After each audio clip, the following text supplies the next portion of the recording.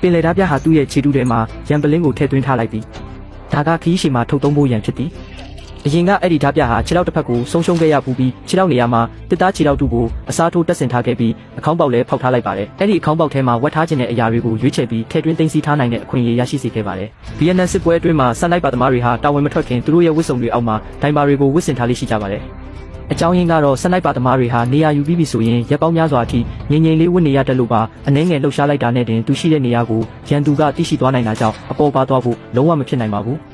ဒါကြောင့်သူတို့ဟာအပူဒဏ်ရရနာနဲ့အနံ့တက်တွေကိုအောက်ရဲပြီးခံနိုင်တဲ့ဒိုင်ပါတွေကိုစတင်အသုံးပြုခဲ့ကြတာဖြစ်ပါတယ်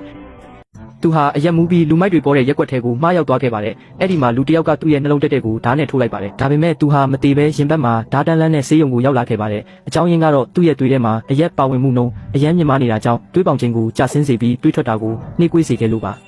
ဒါကပဲသူ့ကိုအသက်ရှင်စေခဲ့တာဖြစ်ပါတယ်နာရီပေါင်းများစွာခွဲစိတ်ပြီးနောက်မှာတော့သူ့ကိုတေးလူနီးပါးဖြစ်အောင်လုပ်ခဲ့တဲ့အရက်ကပဲသူ့ရဲ့အသက်ကိုပြန်လည်ကယ်တင်ပေးခဲ့ပါတယ်